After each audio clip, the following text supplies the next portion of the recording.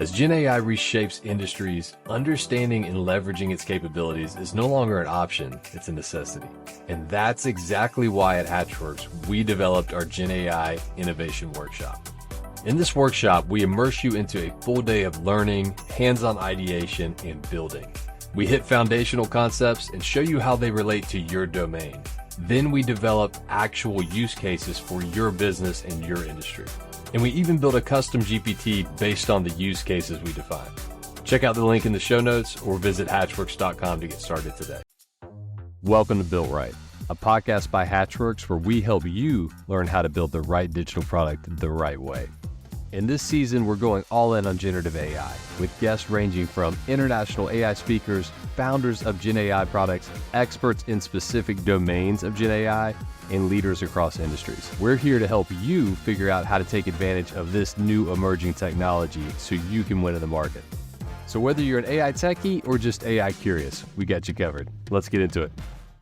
Welcome, Built Right listeners. We have a special one for you today with guest Greg Mayer, founder of Wysper.ai and previously product marketing at Jasper and Gong.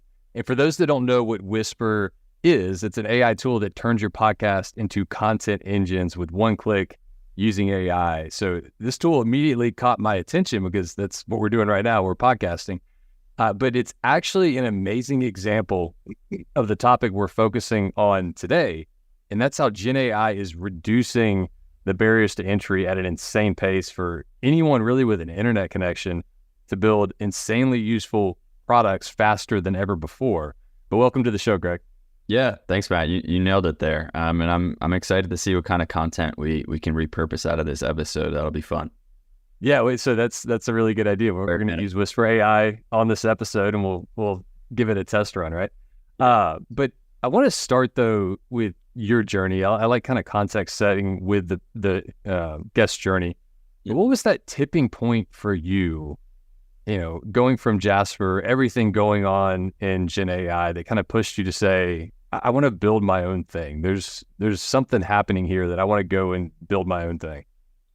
Yeah, there was a lot of factors and forces at play in my own life. And I think I always wanted to, ever since I was a kid, I wanted to run my own business. And then moving into startups, that was a step in the direction of starting my own business. And that was like a theme of like trying to get closer and closer to that point. And I got to this point where it was a combination of feeling like there was this window of opportunity open to build AI tools that, you know, were pretty revolutionary and solving pretty complex use cases, being able to build them relatively quickly and inexpensively. Like you don't need to raise a ton of money to go out and build an MVP and get traction. And I found that to be the case. And it was pretty incredible to see people buying it and getting psyched about it right away. And it was a unique aspect of time in my life where I felt like I had very little responsibility, like no mortgage, no kids, don't have a dog, and was like, it's time to do it. Yeah, if I don't do it now, it's just going to get harder from here. So I'd rather get in the game now, basically. Yeah, it's crazy. I was actually just recording an episode with Heather Murray, who's an awesome AI evangelist, trainer, international speaker. And we were talking about how quickly things are moving. You know, on one side, we were talking about you've never been closer to a starting line than you've ever been before with a major, like, you know, kind of once, twice in a lifetime transformation.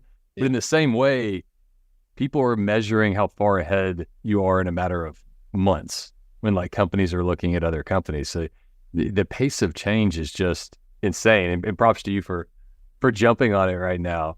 Yeah. But you mentioned like this diminishing friction, mm-hmm. you know, going on right now in the ability to create a tool. And we were chatting about this earlier, this diminishing friction between humans and technology that's going on. Like mm-hmm. go deeper into that for the audience here. Some really neat things we were chatting about there. Yeah, I think there's this, I call it Mossberg's law. There's this guy, Walt Mossberg, who's a famous tech writer, and he wrote about the diminishing friction between humans and technology from like a computer the size of a house to down to like now we're smartphones, and like where's that going to go? And I think there's a similar law of this diminishing friction between humans and creating technology and developing. So like the like coding languages getting easier, no code tools coming out, custom GPTs, like we're taking steps towards it getting easier and easier to build things. And it feels like when you're building a custom GPT, they're fairly basic at the moment, but it's like a glimpse into the future of what software development might look like for people like you and me. There's obviously always going to be developers that push the frontiers of technology, but that kind of like middle use case can be solved, I think, for folks like you and I. Will be like the friction will be way less than it even is today. And you hear Sam Altman talking about GPT-5 and AGI being like sooner than we expect, which scares me and excites me, I think, equally. But what are the ramifications of that on software development? I think that's one of the areas where we'll feel it first, to be honest. Yeah, it's insane to think about. It's like, how do you define AGI? And the way he's talking about it, I'm excited to jump into it. I think it's going to be crazy to see where it actually goes to. But getting back to building Wysper, like for you, what was the time from idea to having an MVP out, leveraging, all this new tech that's out there, all these new kind of concepts around generative AI? Yeah, it was about a month. I was toying around with the idea. I wasn't sure if I was going to like fully pursue it. And I basically went out and started building like an MVP myself in Bubble. I tried doing things like Replit bounties. I tried like finding people to work with, all this stuff. And then eventually I found a co-founder, was introduced to a technical co-founder and was like, hey, are you interested? He was entrepreneurial. And basically within 2 weeks, we had a working prototype MVP that was like pretty close to what we have today. And then I did kind of like a product management, product marketing sprint for 2 weeks. And within a month, we had like a business that people could sign up and pay for. And we did kind of like a beta launch for the following month. And then we were live. So it was like 2 months and then everything was, to the races. That's awesome. And I think like at Hatchworks, we're leaning into this with our generative driven development approach. But that time from idea to actual working solutions just going to continue to reduce, and the number of people you need to do it as well.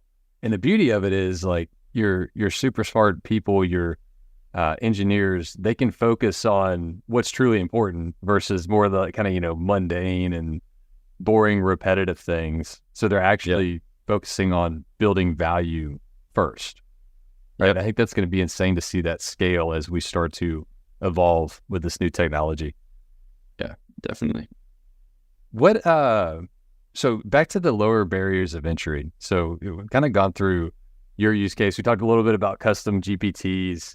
And the way I equate that, it's like we're just at the beginning. Like it's like with the internet, you couldn't use your phone and the internet at the same time. Mobile phones, you had to text with a number pad, and Snake was the coolest thing on there. I think we're going to like laugh at how basic custom GPTs are and just the different modalities, even past the idea of a custom GPT with building solutions. But the opposite side of that is the barrier is so low. So now anybody can really come out and create a solution. So what does that do to the market, to the landscape? You're going to have a lot of smaller players coming in. You still have the major big players as well. What's your take there?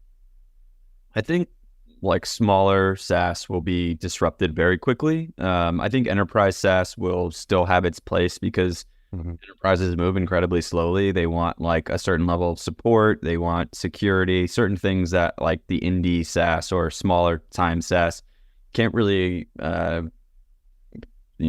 fix right away. But I think these like niche solutions where it solves a very specific pain point for a low price, I think that will start to like eat away at like the SMB side of an enterprise SaaS business. Yeah. And I think that, over time it's hard to imagine that SaaS as a business model will look the same in 5 to 10 years, right? Like I think this way that we've been doing things just won't be sustainable anymore. And trying to understand what that means and like where the puck is going, I think like internal tools for enterprises, building those types of things, or having a team that just builds all of your tools and supports them in one shop, like these types of new business models, I think will be more prevalent. All right, so let's go deeper here, because you just kind of opened Pandora's box a little bit, like in terms of questioning the SaaS model, right? that's pretty much the standard nowadays, is the recurring revenue, insane valuations based on that because you have the predictability of recurring revenue. Yeah. But I saw the other day you have 37 Signals, the creators of Basecamp. They're coming out with this new concept called once.com. I think it's once.com, but check that out for any of our listeners out there. I'm Googling it as we once.com. Check it out. So their whole idea is the SaaS model is broken and you should only have to pay for software once. So you look at that, and the underlying piece there is it's so much easier to build these solutions. Like that could completely disrupt how we think about technology solutions and the business model around them, to your point, right? What's your take though? Like you mentioned the business model may be disrupted. Do you think it's something like how 37 Signals is thinking about it, or do you think there's a whole other type of business model that may emerge over time? Yeah, I think that's one aspect of it. I think depending on the tool, that's fine. But a lot of enterprise SaaS, you want customer support, you want regular updates, you want patches when bugs and things like software that's going to happen. And so if you can solve for that with AI agents or something like that, that like basically like cycles through the software, improves over time, patches bugs, answers support tickets, educates the customer, does onboarding better than a human can, all of those things, then I think that's feasible. But today, if it's like, if I had Slack and then it stopped working, or if I wanted to add a new feature to it, but I could only buy it once and no one to talk to, it'd be not the best experience as a user. I think the other side is like, there's like probably three categories. There's like that, there's building your own internal tools if you have the dev resources, and like companies that provide the tools for companies to build their own internal tools, I think will do well over the next, decade. And then the third is like the outsourced software, like agency that builds what you want and manages it and does like a full in-house like ownership of your entire tech stack, something like that, like outsourcing your tech stack, I think is something that I've been thinking a lot about as a potential business model, but I don't know. It's really hard to say, right? Yeah, we can go deeper on that. That's a lot of what Hatchworks does if you ever want to chat offline. But so the interesting piece though, and you're hitting on it here, is there's always been this concept of build versus buy, right? So it's a decision point of, okay, well, do I build my internal solution or do I go buy off the shelf SaaS? And there's pros and cons to each. If you're building it, you got a lot more ability to tailor it to your needs. But then to your point, you got to manage the thing. And if it breaks, it's on you to fix it. If you buy, you got off the shelf, you get support. There's value to it. But with everything going on, I believe there's going to be a change in that build versus buy framework. Like the way companies think about it is going to change. And I hadn't even thought about the point you mentioned, the concept of agents. Can you employ agents in a sense that are doing a lot of the things that you previously got through the benefit of SaaS? And also to your point, you could build the thing a lot easier, quicker, and tailor it to your needs. So I think the whole build versus buy equation just completely changes in a lot of ways. But I think that there's something interesting about all this. Like they've talked about this since like the beginning of software, right? A lot of these trends have existed and a lot of people have talked about them. And it's kind of like predicting a recession. Like eventually you could predict 10 recessions, eventually you'll be right. It's kind of like a lot of these trends probably will manifest in the market. It's just like when they'll start to really take place. One trend that I'm really excited about that people have talked about a lot is the like importance of distribution in technology. And that's one of the barriers to entry. It's like, well, right now you can build a C+ product, and if you have 1 million followers, you're going to destroy someone who builds an A+ product, right? That distribution is so important. And what I'm really excited about is maybe the leveling of the playing field of distribution and getting to a point where it's a bell curve, right? Like it started off, distribution wasn't that important. Now it's the most important. And hopefully things like marketplaces, or just the fact that you and I could go build the tool if we don't want to pay for it, means that we'll go back to kind of like the best products will rise. Those are the only ones we'll be willing to buy. And that's the only distribution that will matter. I'm excited about that because it makes it feel more fair, and like the best product should win, right? Yeah, you hit on it. The distribution element is key. It's your whole kind of go-to-market motion Yeah, you think about that. And if you have that built-in base of people that follow you or your company, it's a whole lot easier to sell something. Because to your point earlier, reduced barrier to entry, you're going to have a lot more companies coming in to the market. So how do you see companies standing out? You mentioned the distribution angle. If you have distribution, that's going to help you get above the noise. But any other thoughts on like how do you stand out in this new market with just a flood of AI tools and everything going on right now? It's a good question. I think it always comes back to like the value accruing in the customer relationship, right? Like that is the moat. It ultimately comes back to moats, right? Like how do you create a moat right now? I just saw a post about someone in 6 months, they made like $1.8 million in revenue building a AI dating app that just like flirts with you, and they're selling it for like 10x profit, right? So there's no moat to that. There's about 1,000 of those, but somehow they had the distribution to have people know about it and sign up. And I think it's just an example where, over time, you'll just have to continue to build like a strong customer relationship and provide value for them to feel like they trust you, that you make it really easy for them, all of those types of, there's transparency, all incentives, you're moving faster than other folks. Like it's that like, why should I bet on you as my racehorse type feeling that you have in SaaS, which is often how I think people make their buying decisions in a sense. So I think that's still where value will accrue. Yeah, you mentioned that example of the AI dating, flirting. It's almost like that movie Her with was it Joaquin Phoenix? Yeah, but that's not too far out of the dystopian world of maybe it's not human interactions where humans are looking for those deeper personal relationships. Maybe it is with AI agents, and you look at Tesla building these new robots that can actually fold clothes and do things. It's starting to intermix and really kind of confuse the digital and the physical worlds in a way. But any thoughts there? Like go into that topic, the physical and the digital. Once you start having these, type of robots and things like that can actually, they were folding clothes. I saw a demo the other day, right? So what starts to happen then when it's not just, the pane of glass in your computer?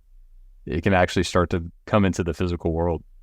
It's a good question. I think one thing that immediately stands out is that I am bullish on real life experiences in that sense, like community that is somewhere between, that connects like-minded people on the internet, because that's a powerful tool for that, but then brings them together in person in ways that you just can't really replicate.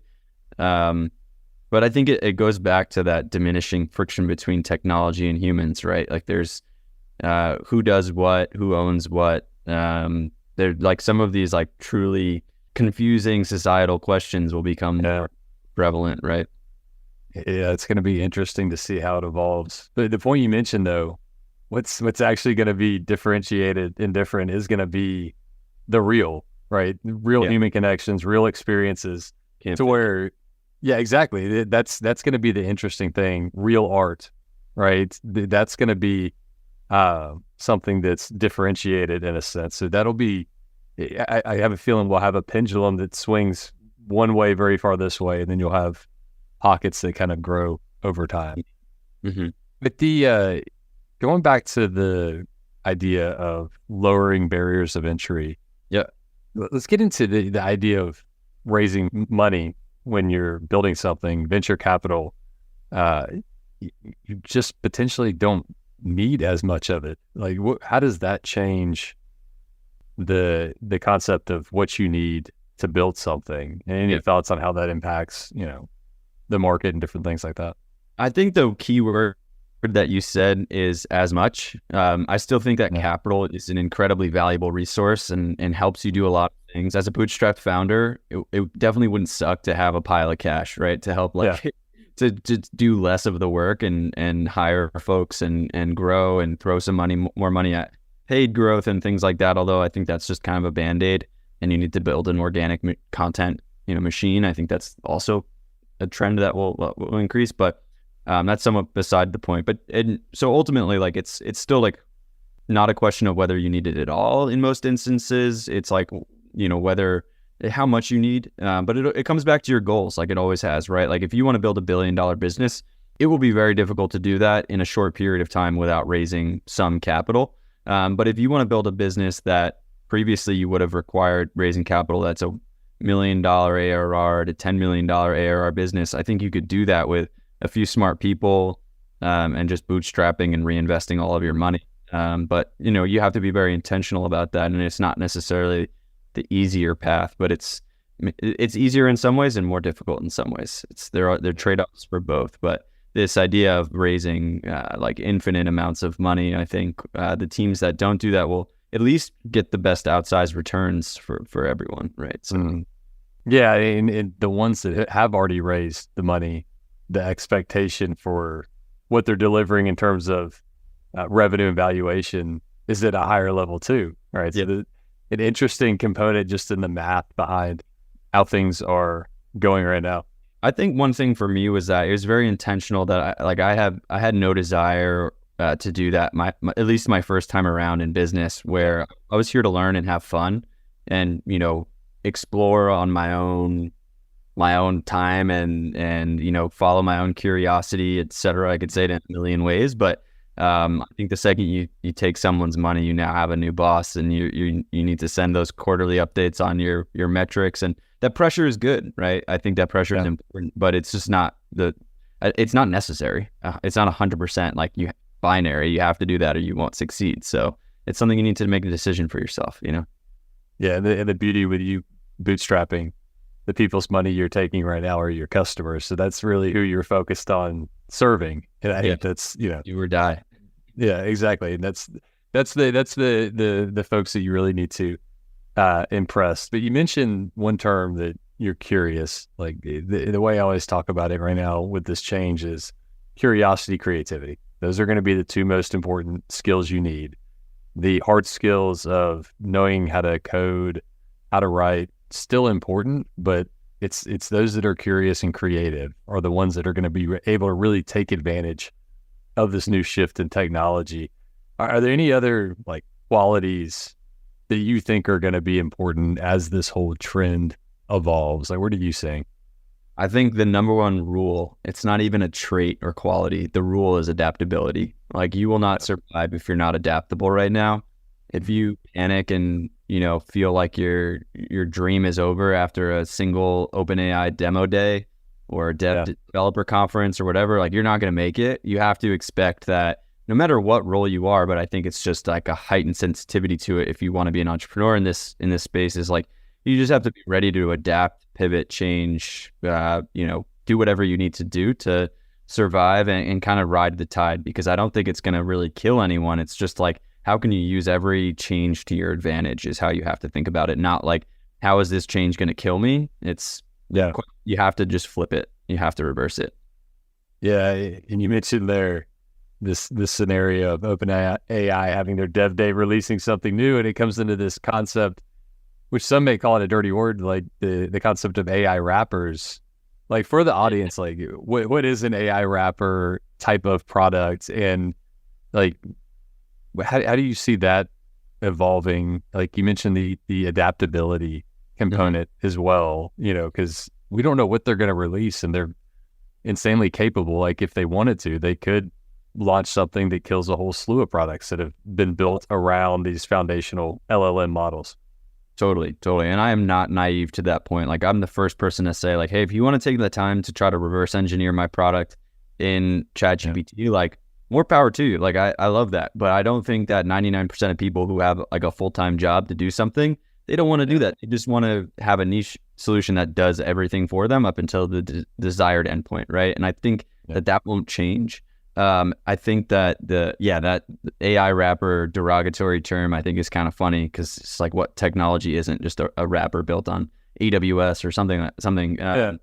But yeah, I think the term, just to explain it to listeners that haven't heard that, is just the idea that it's just kind of a UI built on top of a few API calls to ChatGPT, and that there's no like real difference between you going into that tool versus into ChatGPT. But I think that that's a little bit of an oversimplification of what's happening most times, but I do think that it's built on the core technology of what ChatGPT can do, or any of these AI. There's plenty of AI APIs that you can tap into to solve use cases. So that's what I'm focused on doing. Yeah, and I take it a step further back too. Like, let's look at when Excel came out, right? You could do endless things with Excel, but it's this blank slate, and I'd say ChatGPT is very similar. It's this single pane where I could do a million things. Like yesterday, for example, we were leading a training with our team at Hatchworks, and we were using ChatGPT as a data scientist, and it was doing, as an example, like some k-means clustering, which is advanced stuff. I used to work with data scientists. It would take them weeks to do it. It was doing it in a matter of seconds in an Airbnb just sample data set. Yeah. But the insane thing is, though, like, you go back in time to Excel, right? Look at every SaaS product out there for most part. It's something that started as something you were doing in Excel, and they made the experience easier. Because a lot of people don't want to build something and it's harder to maintain when it's in Excel. It doesn't have the necessary guardrails and control on it. And I think we may see something similar with ChatGPT, like each cool use case you can do in ChatGPT, we're going to start seeing people build products around these. Mm-hmm. And, look back to the age of Excel and SaaS. There's a lot of very valuable companies that manifest out of that. Yeah, I think there's a discovery issue with ChatGPT. It's like there's just too much that you can do. I think the GPT store could solve some of that, right? Like you go into the GPT store and search data science, and you'll find the best tools for that. And going back to the Excel example, I think that's a great example because, like, I worked in finance for a little while, and you realize that, like, the American financial system is just an Excel wrapper. Like everything basically built on top of Excel, like everything. So I always think that that's kind of a funny example. It's a good call out. Yeah, and I think you used to be at Citibank, if I'm not mistaken. And I'm sure you've seen experiences where whole processes are still maintained on Excel. So it's amazing what goes on, and that's not a knock on Citibank. That's just, I think, notable across all companies. Yeah. Well, cool. So, all right. So I want to get into a couple rapid fire questions with you. So, what Gen AI technology tool, whatever it may be, most excites you outside of your own product, Wysper? It could be something that's very niche, kind of unknown, or it could be something that's just part of your daily life. Yeah, I think the thing that I'm most excited about is more looking forwards. I'm a big sci-fi reader. Like, I'm always reading and like always have a sci-fi book going. And I think the future state that I'm most excited about is to be able to take any story that I'm passionate about and plug it into Midjourney or any other AI model and say, like, take this script and turn it into a movie, or take this book and turn it into a short film, and I can go create my own entertainment. Because you hear about all these things all the time, and then you go to watch them and it's just another Marvel movie. You're like, where's the good content? And have all these creative ideas. I want to manifest that into the world. And that is super exciting to me. Not something I can use now, but Yeah, but you hit on a cool topic. I've seen people, this is one of those on my to-do list. I played a lot with Midjourney, but less with the, Pika Labs and Priya, and there's some Runway, some other ones that kind of start to do the video element. Have you played around with any of those yet, starting to actually like animate some of the things you create in Midjourney? Yeah. I've like played around with it, but it's purely out of my own intellectual curiosity, like nothing I'd ever publish out in the world. And I also think there are cool use cases for that are possible now. It's like if you're reading a book, maybe it's just for yourself and you want to animate it and have visuals for it, or maybe it's like your kid is reading a book and they have to read some book for school that they're really bored about and it's not interesting to them. Go into DALL-E and create really cool imagery around the book and help them visualize it and tell a story that way. And like that stuff's possible today. So I think those are really cool use cases that I'm excited about. Yeah, I've done two things with my daughter. So one is kind of a storybook builder, doing exactly what you said, just using the DALL-E 3, plugging with ChatGPT. Another one is kind of like a choose your own adventure custom GPT, where you come in and it's like, you've seen the movies and the books where you have a scenario that happens, and then the reader is posed with a question. All right, do I go this path or that path? If you go this path, turn to this page. Well, instead, it's creating the imagery for the scenario, and it's building the story based on that. So kind of cool examples there. But I agree with you. I think we're going to see, maybe it's this year, I don't know. There's going to be somebody that comes out with a truly AI generated movie, short movie, film. But what's great is there's so many amazing creatives out there, so many great stories to be told, but they just don't have access or the budget to do these things. And now they do, right? The democratization of AI is happening in a lot of ways. Yeah. So who's your favorite person to follow right now in the AI world? Is there somebody that stands out that you follow a lot with everything going on? I'd have to think about that. I follow too many people on Twitter. It's like what Spotify has done to my music taste. I'm like, I like a million artists, but I just know from the sound, it's like ruined me as a patron. I'd have to think about that one. I'll come back to you. Yeah. Okay. We'll have to drop some in the comments of folks to follow. And then let me ask you this: what's one thing you would go back to your former self and give your advice before you got started? Maybe before your journey starting Wysper. What's one bit of advice based on what you know now? There's so many little things that would just make me far more efficient. I think like optimize everything you do to be able to move faster. Going back to that adaptability, like I built my website Webflow. That slowed me down because I didn't know much about Webflow and it was a little unnecessary. Like I would have just used Framer or one of those tools and things that I could just iterate really fast and change much easier. And I think getting more feedback after each step, like I think I could break down like the approach that I would take now is like identify the problem, create a workflow, like product requirements doc, get feedback, do positioning, get feedback, go to market strategy, get feedback, build the MVP, get feedback, like at every stage, and kind of create like a little council for yourself of folks that are willing to give you that feedback. I think you just move so much faster and like the light bulbs go off and you're like, why didn't I talk to this person 2 weeks ago? Like that just, I've been spinning my wheels, so that's a big one for me. And I'm doing more. That's the best advice you can give anybody. Get those feedback loops built in, iterate on them very quickly. Yeah. Right. Because to your point, if you build in a silo, you're not going to know until you put a ton of work into it. And you're potentially setting yourself up for a lot of rework as well. Yeah. So Greg, I appreciate having you on the podcast. Where can people find you, find Wysper.ai? How do they find those things? Yeah, so we're just Wysper.ai, which is pretty easy to find, but we are spelled slightly differently with a Y instead of an H.